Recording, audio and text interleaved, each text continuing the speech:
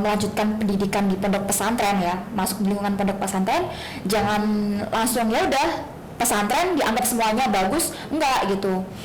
Semua pesantren itu bukan berarti semuanya bagus, tapi memiliki nilai-nilai yang berbeda gitu.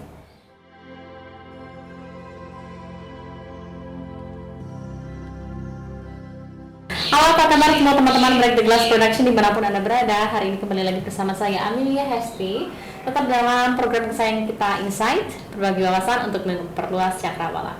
Baik teman-teman semua, hari ini kita akan mengangkat sebuah isu spesial yang dimana dalam awal tahun lalu itu sudah banyak, bahkan pertengahan tahun 2022 ini kasus itu muncul, bahkan di bulan September ini ada lagi yang itu adalah merupakan kasus kekerasan terhadap santriwati. Dan di sini kita akan membahas sekarang ini lagi-lagi perempuan dan apa yang terjadi di dalam pondok pesantren. Untuk kasus perempuan itu selalu kecenderungannya menjadi korban, sementara untuk santriwannya ada senioritas di situ dan juga tidak lepas dari kasus kekerasan di sana. Dan di sini kita menghadirkan salah satu seorang narasumber spesial ya. Beliau adalah mahasiswa Magister Ilmu Politik Universitas Airlangga dan beliau juga merupakan founder dari Santriwatiku. Dan di sini kita bisa tahu ya kalau ini sosok ini yang spesial di depan kita semua ini adalah seorang santriwati juga gitu. Dan inilah dia Izah Afada. Halo. Halo, assalamualaikum Afada. Waalaikumsalam Mbak Hesti. Iya. Seger sekali hari ini melihat Nonsa Afada di depan kita. Alhamdulillah, it was Nuansa. grateful ya Mbak ya bersyukurlah bisa diberi kesempatan juga sama teman-teman dari CSWS UNER untuk sharing, untuk diskusi pada pagi hari ini, pagi setengah siang ya ini ya. Iya. Di sini kita bisa melihat sosok Afada ini sebagai sosok seorang santriwati yang kita lihat beliau adalah akademisi ya, ada berprogres di sini, tidak dipandang sebagai santriwati yang konvensional. Kalau melihat sosok Afada sekarang ini kalau komennya aku ya Afada. Oke, I see. Boleh ya aku komennya. Jadi melihat Afada ini adalah sosok yang fresh banget, sosok yang energik, sosok yang progresif untuk seorang santriwati. Kalau kita melihat dari yang mungkin publik tahu ya secara umum, kalau ketika saya melihat dari sisi masyarakat awam itu ya bagaimanalah santriwati itu keluar dari pondok ya kan, kita tidak melihat sosok yang seluar biasa Anda untuk saat ini dengan progres Anda, juga seorang aktivis kan. Oke. Afada gini, jadi kita akan mengangkat ya, kita tidak untuk menjatuhkan, tidak ikut-ikut ya untuk menjatuhkan lembaga pendidikan seperti pondok pesantren atau mendiskreditkan teman-teman seorang santriwati atau santriwan. Tapi kita perlu bicarakan di sini adalah kasus yang itu tentang kita sendiri. Kita maksudnya Anda dan saya dan perempuan lainnya. Oke, I see. Termasuk orang tua yang punya anak perempuan yang ingin menjadi seorang santriwati. Ada kecemasan ketika melihat berita ini. Berita kekerasan terhadap perempuan sebagai objek ya, objek kekerasan di pondok pesantren, begitu Afada. Nah kayak gini, kita ngomong tentang kamu sendiri nih, seorang santriwati gitu. Dan kamu sendiri bergerak untuk membuat sebuah ini lembaga kalau bisa organisasi Santriwatiku. Oke, Santriwatiku. Nah kalau Afada sendiri kayak gimana sih dulu, kenapa akhirnya Anda langsung kepikiran untuk membuat Santriwatiku gitu? Oke, terima kasih ya Mbak Hesti sebelumnya. Aku ngucapin salam dulu buat teman-teman, buat viewers yang nanti bakal stay tune nonton kita nanti. Selamat pagi semuanya, assalamualaikum warahmatullahi wabarakatuh. Terima kasih sebelumnya Mbak Hesti yang sudah berkenan untuk sharing pada pagi hari ini. Jadi kalau kita berbicara mengenai santriwati, kita berbicara mengenai bargaining posisinya santriwati itu begitu kompleks.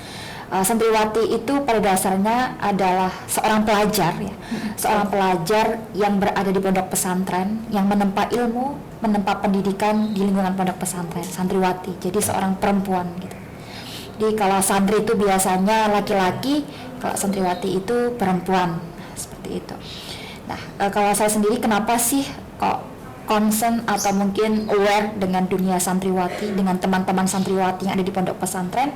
Karena memang yang pertama kita tahu bahwasannya santriwati ini kan juga merupakan bagian dari sendi kehidupan pendidikan. Satu, yang kedua, santriwati ini tidak bisa dipisahkan dari namanya lembaga pendidikan pondok pesantren.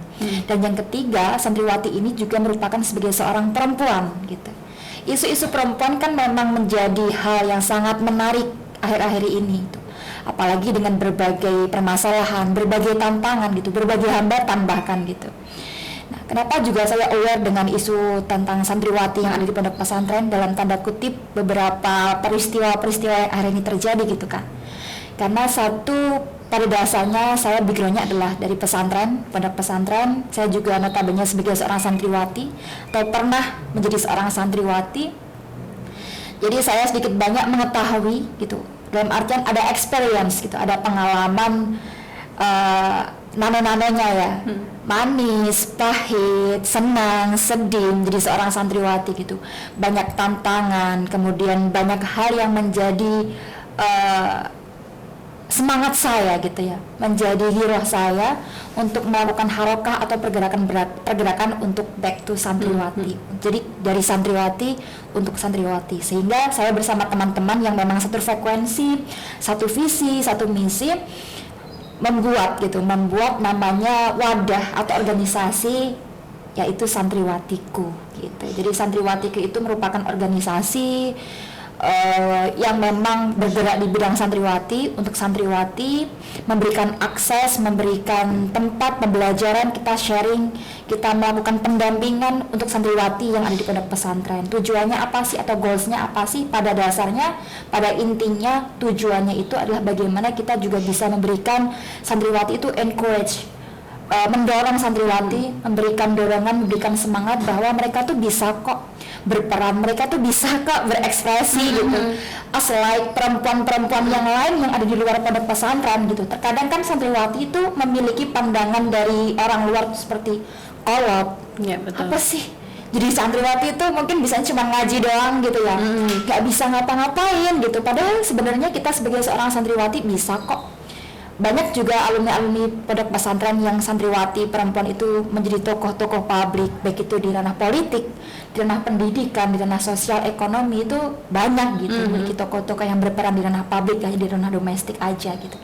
Nah, inilah saatnya kita sebagai santriwati itu untuk mampu memiliki pemikiran yang inklusif, mampu memiliki pemikiran yang open minded seperti itu. Jadi ya, ini merupakan salah satu ikhtiar lah, usaha saya sama teman-teman untuk bisa meraih cita-cita tersebut. Oke.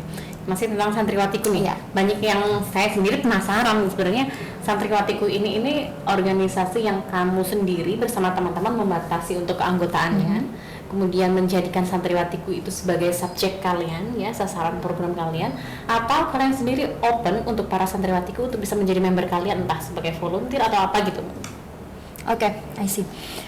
Kalau dari teman-teman santriwatiku ini untuk sementara ini kan baru 1 tahun ya. Nah, kebetulan 1 tahun ya? Ya, kemarin lusa itu anniversary lah. Kalau kata anak sekarang tuh anniversary gitu. 1 tahun santriwatiku tuh berdiri sejak tahun 2021 atau tahun lalu gitu. Jadi kebetulan untuk teman-teman yang memang bergerak, yang memang kita turun tangan gitu, masih teman-teman yang satu circle dengan saya, yang dekat gitu. Karena untuk saya membuka atau istilahnya kayak open volunteer atau open teman-teman yang ingin berminat join itu kita belum gitu. Mungkin for the next time kita bisa gitu, tapi kita berusaha untuk memasifkan pergerakan-pergerakan kita di santriwati atau di pondok-pondok pesantren itu sendiri. Programnya apa ini yang udah jalan 1 tahun? Produknya untuk 1 tahun ini programnya ada santriwati goes to pesantren, ada santriwati collaboration. Jadi kita kolaborasi dengan beberapa organisasi, institusi yang memang memiliki kepedulian atau aware dengan isu-isu santriwati gitu. Kemarin kita sempat kolaborasi dengan SPD, Sindikasi Pemilu Demokrasi. Jadi kita memberikan insight, memberikan encourage ke santriwati untuk lebih aware dengan dunia politik gitu. Oh gitu. Gitu. Salah satunya seperti itu. Lucu nih. Keren banget ya. Kalau untuk kedepannya misalkan memang lembaga ini bisa organisasi santriwatiku ini dalam program yang lebih gede ya, lebih bisa spread, bisa luas gitu, bisa berekspansi, banyak cabangnya, besok organisasinya besar. Kemudian ada, kalau bayangan saya di situ ada open recruitment untuk para volunteer. Itu akan lebih bagus untuk sebagai wadah kayaknya itu apa ada untuk teman-teman santriwatiku berprogres gitu ya. Iya, I think that bersama teman-teman, I think so ya, kita juga punya pemikiran seperti itu gitu. Mungkin untuk tahun kedua ini kita berusaha untuk memasifkan dan membuka lebar pintu kita untuk mulai memberikan tempat buat teman-teman santriwati untuk ikut join, karena pertimbangan kita setahun kemarin belum membuka open recruitment atau open volunteer bersama teman-teman yang dari eksternal itu karena memang kita ingin istilahnya makanan itu harus digodok dulu biar matang dulu sebelum kita sajikan gitu. Jadi ini salah satu istilahnya proses lah gitu, proses untuk kita melangkah demi selangkah membuka atau memasifkan pergerakan kita seperti itu. Benar banget. Jadi paling nggak kan di awal nih konsep yang udah kalian susun kamu dengan teman-teman ya, begitu Afada, itu bisa disosialiskan dulu ya kan. Para santriwatiku ini kan basicnya karena memang mereka mungkin masih SMP SMA ya, kecenderungannya menjadi santriwati kan di usia-usia itu ya, bukan di mahasiswa. Nah itu mereka yang masih awam dari daerah, dari keluar dari rumah begitu kan, biar dapat pandangan dulu gitu kan. Nah ketika mereka sudah kayak merasa udah dapat brainstorming gitu, pikiran mereka sudah mulai terbuka dengan modernitas gitu, baru mungkin mereka ada ketertarikan untuk ikut dalam organisasi juga gitu. Dan santriwatiku bukan lembaga yang murni lembaga agama, berbau agama gitu kan, tapi ini juga lembaga yang bagi santriwatiku mewadai untuk intelektualitas, modernitas seperti itu kan, berprogres untuk yang lebih luas lagi, untuk kehidupan sosial kita gitu kan, tujuannya kan ke situ. Baru mungkin di situ bisa lah ya direkrut one by one gitu, untuk wadah bagi mereka untuk praktik mereka gitu kan. Jadi biar tidak hanya menjadi subjek gitu ya. Karena memang santriwati ini semoga seterusnya terus berprogres dan lebih bagus, bisa lebih luas lagi gerakannya, banyak membernya gitu, programnya lebih luas lagi. Oke, Afada. Dengan saya mengapresiasi sekali santriwatiku gitu, dan melihat Afada ini ya, biasanya kan kalau menjadi santri atau santriwati ya, kita itu benar-benar dekat dengan istilah alim gitu ya. Dengan istilah stigma alim itu, saya melihat seorang Afada ini adalah sebuah package alim yang dibalut dengan modernitas. Packagingnya gitu, covernya lah ya, benar. Jadi kita di sini udah tidak membahas masalah lulusan pondok pesantren dengan penampilan yang konvensional, tapi melihat seorang Afada bahwa soal sebuah kesolihan tidak bisa diukur dengan penampilannya saja begitu kan. Jadi maksudnya tidak ya penampilan konvensional gitu, dilihat Anda itu benar-benar melihat seorang perempuan yang aktif gitu, progresif, dan seorang santriwati yang kesalahan dan kealimannya itu dibalut dengan modernitas gitu. Anda sangat terbuka dengan perkembangan zaman, teknologi dan intelektual gitu. Dan mungkin bagi teman-teman yang pengen melanjutkan pendidikannya di pondok pesantren ya, seperti Afada ini bisa deh diusung di diri saya ya. Jangan takut, kalau teman-teman sih ada sih Mbak, ada. Aku potong ya. Ada nih biasanya anak-anak yang ada SD, SMP atau mungkin anak luar yang mau ke pondok pesantren itu takut, mereka takut, nanti nggak bisa ngapa-ngapain nih, nggak bisa boleh bawa HP, nggak boleh bawa laptop kayak gitu kan. Bakal terbelakang. Sebenarnya enggak, kita di pondok pesantren itu ini yang pertama satu sih, sebelum kita masuk pondok pesantren itu harus tahu memilih dan memilah. Kalau teman-teman ya ini sangat penting gitu. Salah satu tips juga isu nanti yang akan kita bahas itu juga ini salah satu solusinya gitu. Kalau kita mau milih baju beli itu pun kita tuh milih ya Mbak, cukup nggak ya di badan, nyaman nggak ya, bagus nggak ya kualitasnya gitu kan ya. Buat gerah nggak ya, sama ketika kita mau melanjutkan pendidikan di pondok pesantren ya, masuk di lingkungan pondok pesantren, jangan langsung ya udah pesantren dianggap semuanya bagus, enggak gitu. Semua pesantren itu bukan berarti semuanya bagus, tapi memiliki nilai-nilai yang berbeda gitu. Tujuannya sama ya, mungkin tujuannya sama-sama untuk berpendidikan dengan basis agama Islam, tapi memiliki nilai-nilai yang berbeda, dan nilai-nilai itulah yang nantinya bakal mempengaruhi sikap, tindakan, regulasi seorang pemimpin, seorang kiai, seorang ustadz, seorang pendidik dan lingkungan pesantren tersebut gitu. Jadi nilai-nilai itulah yang harus kita lihat di setiap pesantren yang ada sebelum kita memilih pesantren mana yang akan kita tuju gitu, yang akan kita datangi gitu. Itu yang penting gitu. Jadi ketika teman-teman mau di pesantren nggak usah takut gitu. Biasanya ada teman-teman tuh, aku nanti nggak bakal bisa ngapa-ngapain nih, bakal tradisional, aku bakal ketinggalan zaman gitu kan ya, aku nggak bisa jadi anak zaman now gitu kan.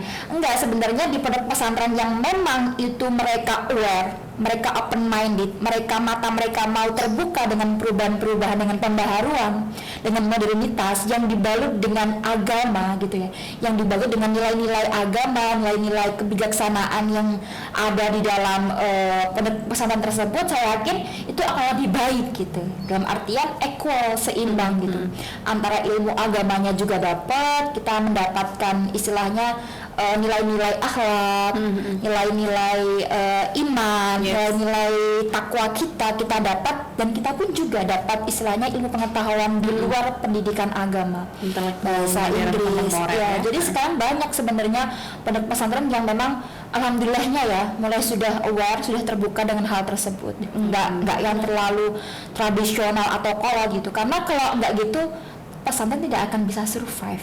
Yes, benar. Gitu, dan nyatanya kalau kita memang ngomong pesantren itu pendidikan di dalam yang terbelakang, nyatanya sekarang sampai sekarang masih survive ya.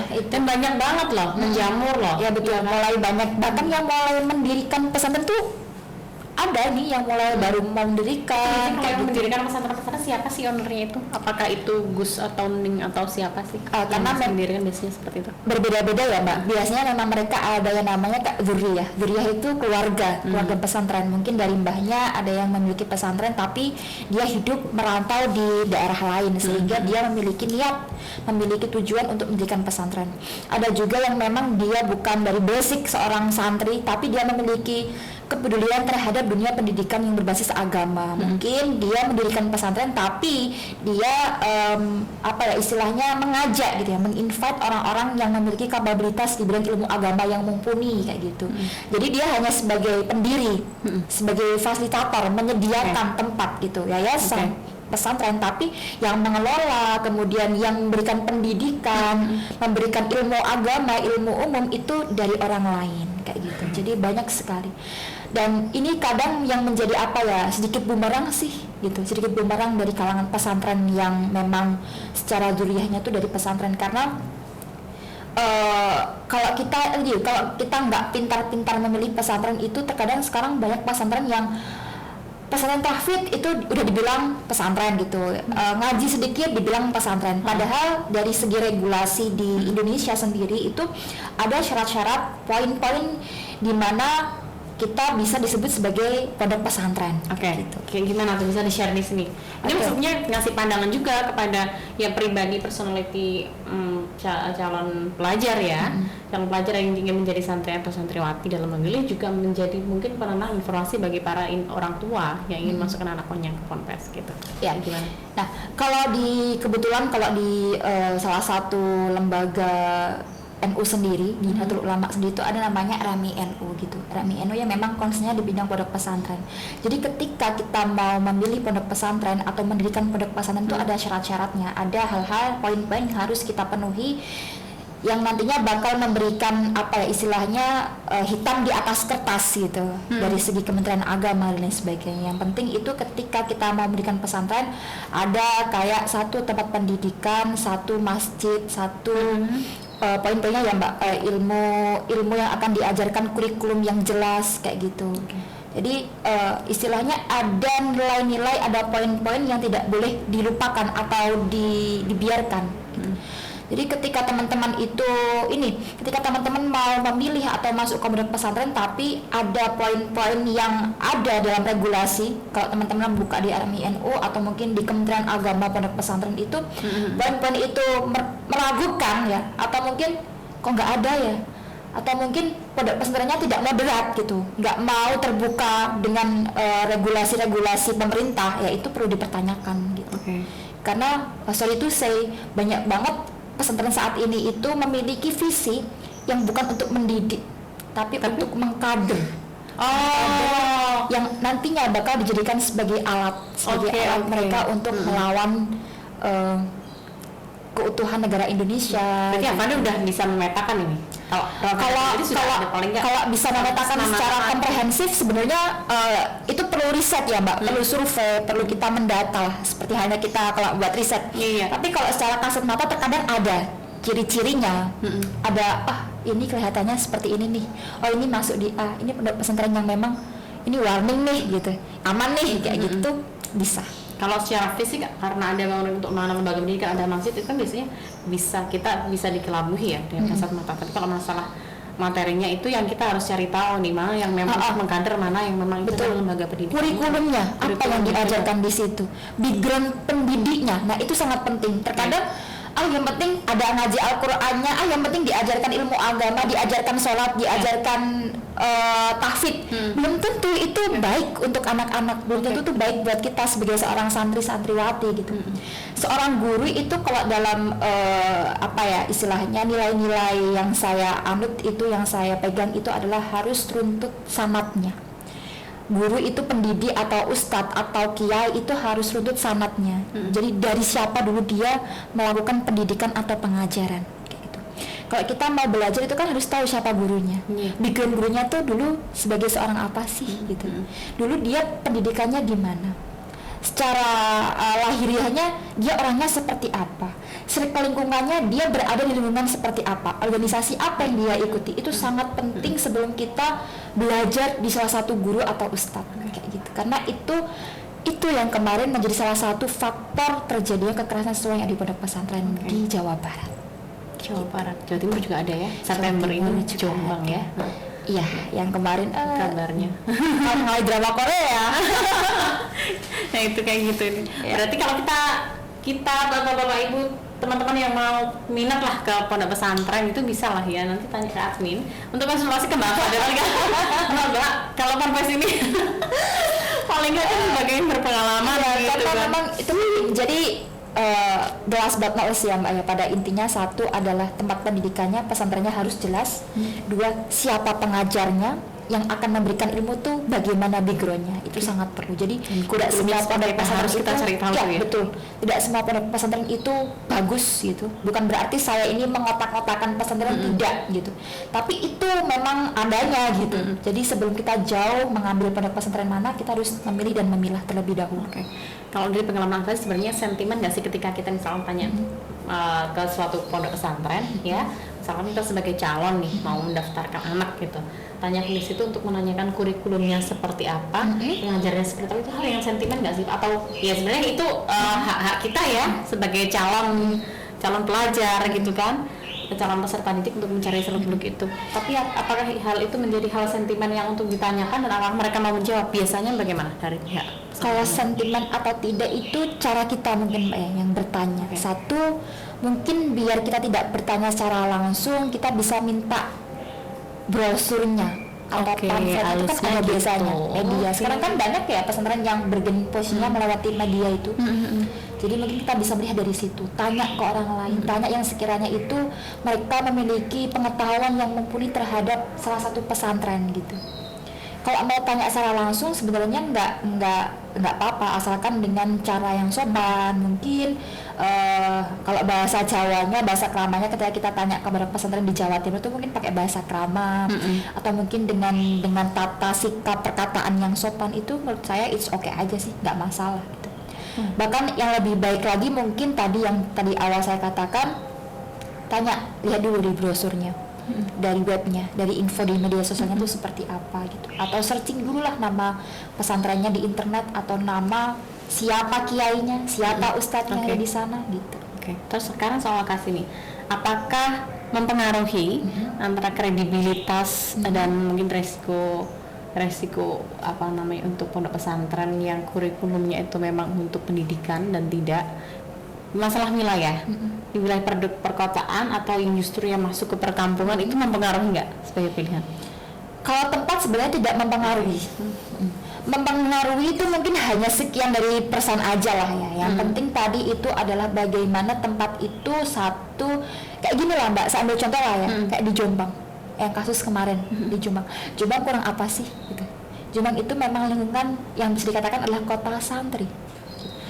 Jadi kalau dikatakan tempat itu mempengaruhi, bisa dikatakan iya, tapi tidak menjadi poin utama. Karena ketika kita kemarin menengok yang kasus di Jombang itu, tempatnya kurang apa? Satu, udah termasuk di kota santri. Jombang merupakan lingkungan-lingkungan pondok pesantren. Semua pondok pesantren tertua itu ada di Jombang gitu. Hebat-hebat, kayaknya juga baik-baik. Tapi buktinya ada kasus yang ya jangan sampai itu terjadi lagi lah. Kita harus bisa memberikan usaha preventif ataupun represif terhadap kasus-kasus seperti itu gitu. Jadi kalau mengenai tempat sebenarnya tidak menjadi faktor utama, tapi yang menjadi faktor utama adalah tadi itu, bagaimana lingkungan secara internal pondok pesantren tersebut gitu, yang dipengaruhi oleh siapa kiainya, siapa pendirinya, siapa ustadznya, kayak gitu. Itu yang sangat mempengaruhi dibanding tempat. Kalau tempat tidak menjadi faktor utama untuk mempengaruhi suatu kasus yang tidak diinginkan di masyarakat terhadap pondok pesantren. Oke, contoh penting banget apa ada. Gini, kalau kita berbicara mengenai kekerasan seksual, pelecehan seksual, kita nggak bisa pakai alasan karena hawa nafsu. Buatku, ya itu memang salah satu alasan yang setiap orang pasti punya hawa nafsu, tapi itu bukan alasan utama, nggak make sense.